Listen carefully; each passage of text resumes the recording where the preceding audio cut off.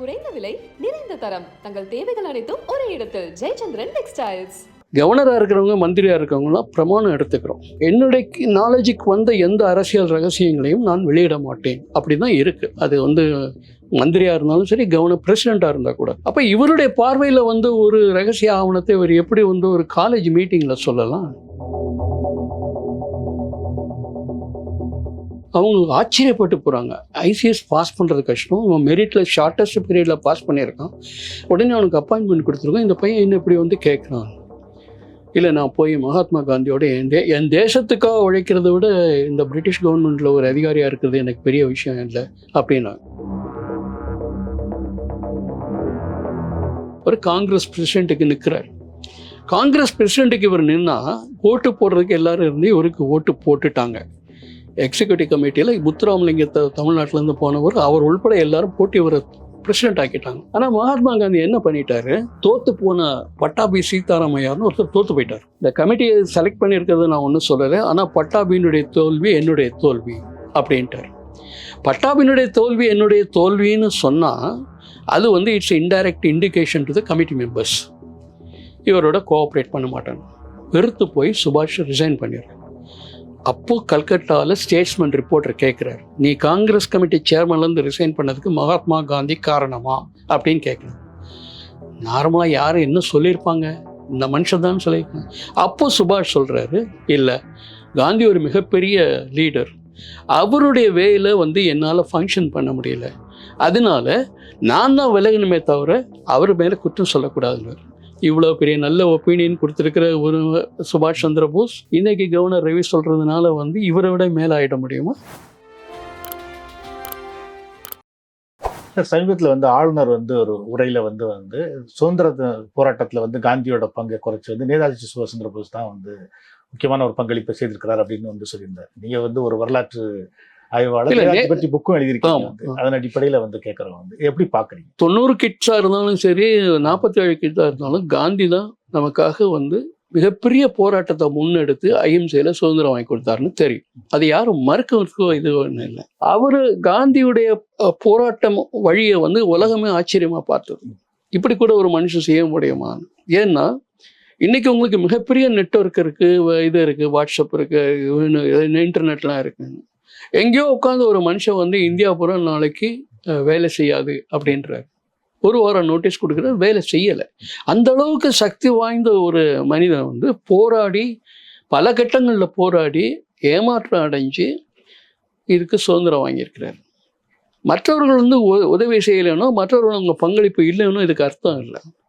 ஆனால் கவர்னர் பேசும்போது என்ன சொல்லிட்டாருன்னா, நேதாஜி சுபாஷ் சந்திரனுடைய இதை விட காந்தி பங்களிப்பு விட அதிகம் அப்படின்னு சொல்லிட்டு. அது தவறு. நான் நேதாஜியை பற்றி நிறைய ஆய்வு பண்ணியிருக்கிறேன், 2 புத்தகம் எழுதியிருக்கிறேன். நேதாஜி காங்கிரஸ் கமிட்டியில் காந்தியை எதிர்த்து பேசினார், அந்த கூட்டத்தை விட்டு அப்படின்றத இவங்க ஒரு காரணமாக சொல்கிறாங்க. ஆனால் மகாத்மான்ற பேரை அண்ணல் காந்திக்கு கொடுத்ததே நேதாஜி.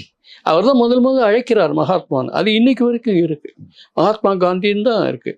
பெரிய தமிழ் பற்றாளர்கள் திமுக வந்தபோது கூட மகாத்மான்றதை உத்தமர்னு மாற்றி தான் உத்தமர் காந்தி சாலைன்னு இதை போடுறாங்க, எம்ஜி ரோடு. அவ்வளோ காந்தி மேலே ரிகார்டு இருக்கிறவர் அவரை விட இவங்க பண்ணிட்டாங்க. இரண்டாவது, டெல்லியில் நடந்த ஒரு கப்பல் இவங்களுடைய போராட்டத்தினால பிரிட்டிஷ் கவர்மெண்ட் பயந்து போயிடுது.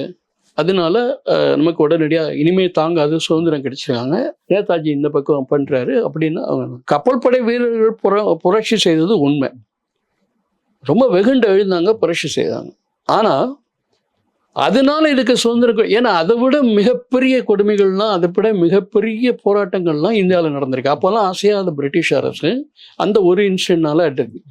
அது ஒரு கல்கத்தா நிருபருக்கு அன்னைக்கு இருந்த லண்டன்ல இருந்த அட்லின்ற பிரைம் மினிஸ்டர் கொடுத்த பேட்டியில் சொல்றாரு. அது கூட ஒரு காரணமாக இருந்திருக்கலான்னு. அந்த பேட்டி முழுவதும் படித்து பார்த்தீங்கன்னா இது ஒரு கேள்வி, நடுவில் அதுக்கு பதில். அதை மாத்திரம் கையில் எடுத்துட்டு நான் பிரிட்டிஷ் ரெக்கார்டெலாம் பார்த்தேன் அப்படின்னு. அதில் இன்னொரு சின்ன, எனக்கு தனிப்பட்ட முறையில் கவர்னராக இருக்கிறவங்க, மந்திரியாக இருக்கிறவங்களாம் பிரமாணம் எடுத்துக்கிறோம். என்னுடைய நாலேஜுக்கு வந்த எந்த அரசியல் ரகசியங்களையும் நான் வெளியிட மாட்டேன். அப்படி தான் இருக்குது. அது மந்திரியாக இருந்தாலும் சரி, கவர்னர் பிரசிடெண்ட்டாக இருந்தால் கூட. அப்போ இவருடைய பார்வையில் வந்து ஒரு ரகசிய ஆவணத்தை இவர் எப்படி வந்து ஒரு காலேஜ் மீட்டிங்கில் சொல்லலாம்? அது சரியில்லை. அவர் ஏதோ ஒரு அஜெண்டாவில் அப்புறம் 2-3 நாள் கழிச்சு நான் அப்படி சொல்லலை, நான் சொன்னதை அதாவது தேசத்தில் இருக்கிற எல்லா பத்திரிகையும் எல்லா டிவியும் தப்பாக காமிச்சிட்டாங்கன்னு சொல்லிட்டார். நான் இதுதான் சொன்னேன், மகாத்மா காந்திக்கு ஈடு இணை கிடையாதுன்னு அப்புறம் அவர் சொல்கிறார். அது வந்து ஒரு அப்ரேஷன், ஒரு தவறுதலான ஸ்டேட்மெண்ட். ஆனா ஆளுநர் வந்து பின்னாடி நான் மாத்தி சொல்லிட்டேன் அப்படின்னு சொன்னா கூட அவரும் சரி அவரை சார்ந்தவங்களும் சரி தொடர்ந்து பேசுறது வந்து காந்தியோட மதிப்பை குறைக்கிற மாதிரி இல்லை. இந்த பாரதிய ஜனதா பார்ட்டியுடைய அஜெண்டாலேயே 2 விஷயம் ரொம்ப முக்கியமான விஷயம். அவங்களுடைய கொள்கை கோட்பாடெல்லாம் தவிர இந்த தேசத்துல வந்து காந்திக்கும் நேருக்கும் அதீதமான அளவுக்கு முக்கியத்துவம் கொடுத்து அவங்கள தெய்வமாக்கிட்டாங்க. அதை நம்ம மாற்றணும் அப்படின்றது ஒரு ஹிடன் அஜெண்டா, ஒரு சீக்ரெட் அஜெண்டா. அதனால எங்கெல்லாம் வாய்ப்பு இருக்கோ அங்கெல்லாம் வந்து அவங்க வந்து நேரு தவறு பண்ணிட்டாருன்னு நாங்கள் கூட ரொம்ப ஜோவியலாக சொல்லிட்டு இருக்கோம். அவர் செத்து 67 வருஷம் ஆயிடுச்சு. இப்போ வந்து எதாகனா நேரு தவறு பண்ணிட்டாருன்னா என்ன அர்த்தம்? இவங்க 20 வருஷம் 10 வருஷமா ஆட்சியில் இருக்காங்க. விபி சிங் இருந்திருக்காரு, அதுக்கு முன்னாடி 3 பிரதமர், எல்லாத்துக்கும் நேரு தவறுனா என்ன அர்த்தம்? அது வந்து இவங்க ஒரு அஜெண்டாவே வச்சிருக்காங்க. ஆனால் தனிப்பட்ட முறையில் வந்து பிரதமர் வந்து காந்தியை வந்து ஒதுக்குறதுக்கு தயாராக இல்லை. ஆர்எஸ்எஸ் வந்து அது விரும்புறது. ஏன்னா இது அவருக்கு ஒரு ஐக்கானாக வச்சுருக்காரு. அது வந்து ஏன்னா இப்போ ஸ்வச் பாரத்தில் கூட நீங்கள் பார்த்தீங்கன்னா காந்தியுடைய கண்ணாடியை தான் இதாக போட்டிருக்காங்க. ஸ்வச் பாரத் பெருக்கிறதுக்கும் கண்ணாடிக்கு என்ன சம்மந்தம் வந்தது? அது எதுக்காக அது கண்ணாடி? ஏன்னா முதல்ல நம்மளுடைய இருப்பிடத்தை க்ளீனாக வச்சுக்கணும், அது உன்னுடைய அஜெண்டான்னு சொன்னது மகாத்மா காந்தி. சிவா கிராமத்துலேயும் சரி எங்கேயும் சரி முதல்ல அவரே பெருக்குவார், அவரே டாய்லெட்லாம் அது வந்து சுத்தத்தினுடைய அடையாளமாக மகாத்மா காந்தி சொன்னதை அந்த கண்ணாடி எடுத்து போட்டாங்க ஸ்வச் பாரத்துக்கு. ஆனால் ஆர்எஸ்எஸ்காரங்க காந்தி ஏற்றுக்கிறதா இல்லை. ஆர்எஸ்எஸ்காரங்களை பொறுத்தவரையில் காந்தி கொல்லப்பட்டது நியாயம், அப்படி தான் அவங்க அந்த பார்வையில் அவங்க இருக்காங்க. இவங்கெல்லாம் ஒரு காலம் அதே ஸ்கூலில் வந்ததுனால அப்படி பேசுகிறாங்களோ என்னமோ. ஏன்னா மக்களுக்கு தெரியும், மக்கள் எளிதாக உணர்ந்துருவாங்க, ஐயா என்னது அது அப்படின்னு சொல்லிடுவாங்க. அதாவது காங்கிரஸில் இல்லாதவங்க கம்யூனிஸ்டாக யாராக இருந்தாலுமே வந்து காந்தியோட என்னையா சுபாஷ் அப்படி சொல்லிடுவாங்க. ஏன்னா சுபாஷ் பண்ண தவறுகள் நிறைய இருக்குது. இந்த தேசத்தை வந்து ஆயுத புரட்சியில் கொண்டு போய் நம்மளுக்கு சுதந்திரம் கிடைக்கும்னு சொன்னது வந்து அவர் முழுக்க ஜப்பான் கவர்மெண்ட்டை நம்பி பண்ணார். அவர் அப்போ என்ன ஆகும்னா பிரிட்டிஷ்க்கு பதிலாக ஜப்பான் வந்துடும், நம்ம இன்னும் ஏ அடிமைக்கு பதிலாக பிக்கு அடிமை ஆகிடுவோன்ற பயம் இருந்தது. மக்கள் எல்லாரும் அதை எதிர்பார்த்து எல்லாரும் அதை வரவேற்கல, நிறைய பேர் எதிர்த்தாங்க. ஏன் இவ்வளவு காலத்துக்கு பிறகும் வந்து காந்திக்கு மேலேயும் நேருக்கு மேலேயும் இவ்வளவு கோவத்தோட இருக்காங்க? இந்த 2 பெயர்களும் இந்த கட்சி செய்ததும் வந்து நிரந்தரமாயிடுது இந்த தேசத்தில். நீங்கள் இன்னைக்கு காந்தியை மறந்து எதுவும் செய்ய முடியாது. அது காங்கிரஸும் ஒரு வகைக்கு காரணம். ஐகான் பில்டிங்னு பேர், திராவிட முன்னேற்ற கழகம் செய்கிற மாதிரி இந்த கட்சிகள்லாம் செய்கிற மாதிரி ஒரு தனி மனிதனை முன்னிறுத்தி அரசியல் வளர்க்குறது. அது வந்து இந்த தேசத்தில் வந்து மகாத்மா காந்தியில் தான் ஆரம்பிச்சது, காங்கிரஸ் தான் ஆரம்பிச்சது. அது இன்றைக்கி எல்லா கட்சியும் ஆகிடுது. இன்றைக்கி ஒவ்வொரு கட்சியும் ஒரு ஐக்கானை நிறுத்தி தான் இருக்குது. நமக்கு அண்ணா காமிக்கணும், இல்லை அவங்களுக்கு எம்ஜிஆரை காமிக்கணும், ஏதோ அந்த ஐக்கானுடைய வழிபாடில் வந்து அரசியல் சித்தாந்தத்தில் வளர்ந்துட்டதுனால இவங்களுக்கு அந்த ஐக்கான் இருக்குது. இப்போ பாரதிய ஜனதா கட்சிக்கு என்ன கஷ்டமாக இருக்குன்னா அவங்களுக்கு ஒரு ஐக்கான் இல்லை.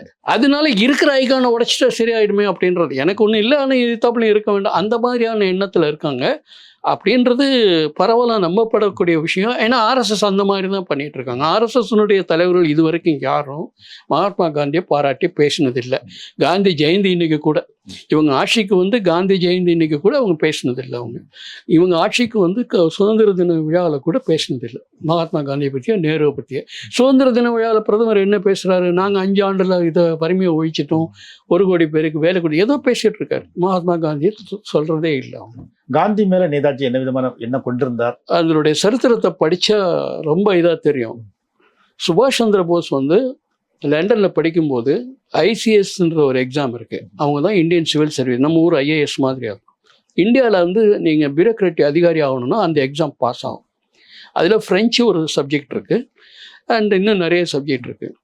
இங்கேருந்து போகிறவங்களுக்கு ஃப்ரெஞ்சு தெரியாது. ஃப்ரெஞ்சு கற்றுட்டு அந்த சப்ஜெக்ட் படித்து எழுதுறதுக்கு நேரம் ஆகும். அதுக்காக அவங்க வந்து 12 மாதம் டைம் கொடுத்தாங்க. ஆனால் ரேஜா மிக வேகமாக படித்து 9 மாதத்துலேயே, ஏன்னா இவர் வந்து ரொம்ப இன்டெலிஜென்ட் ஸ்டூடெண்ட். இப்போ பள்ளியிலையும் சரி கல்லூரிலையும் சரி சரியான போராட்டக்காரர், அது வேறு விஷயம். அதனால உடனே அந்த எக்ஸாம் பாஸ் பண்ணிட்டார். அவருக்கு அப்பாயின்மெண்ட் கொடுக்குறாங்க. அப்பாயின்மெண்ட் ஆர்டரை வாங்கிட்டு இவர் போய் அந்த அட்லின்ற ஹோம் மினிஸ்டர் போய் நான் ரிசைன் பண்ணணும், நான் என் அவங்க ஆச்சரியப்பட்டு போகிறாங்க. ஐசிஎஸ் பாஸ் பண்ணுறது கஷ்டம், அவன் மெரிட்டில் ஷார்ட்டஸ்ட் பீரியடில் பாஸ் பண்ணியிருக்கான், உடனே அவனுக்கு அப்பாயின்மெண்ட் கொடுத்துருக்கோம், இந்த பையன் என்ன இப்படி வந்து கேட்குறான். இல்லை நான் போய் மகாத்மா காந்தியோட என் தேசத்துக்காக உழைக்கிறத விட இந்த பிரிட்டிஷ் கவர்மெண்ட்டில் ஒரு அதிகாரியாக இருக்கிறது எனக்கு பெரிய விஷயம் இல்லை அப்படின்னா. ஏன்னா நீங்கள் அதை ரிசைன் பண்ண முடியாது. ஒன்ஸ் யூ கமிஷன்ட்டுன்னு பேர் அதுக்கு. அவங்க பெர்மிஷன் கொடுத்தா தான் நீங்கள் இன்றைக்கும் அப்படி தான் ஐஏஎஸ் பீப்புள் அவங்கள ரிசைன் பண்ண முடியாது. They've to ask permission from the home ministry. அவர் ரொம்ப 3 நாள் கழிச்சு வாங்க திறமையான பிரதமர்னு மந்திரின்னு கேள்விப்பட்டேன். இந்த சின்ன விஷயத்தை முடிவு பண்ணி எதுக்கு 3 நாள்னு கேட்குறாரு. கேட்குறது வந்து சுபாஷ் பேசிகிட்டு இருக்கிறது வந்து ஹோம் மினிஸ்டர் ஆஃப் யூகே.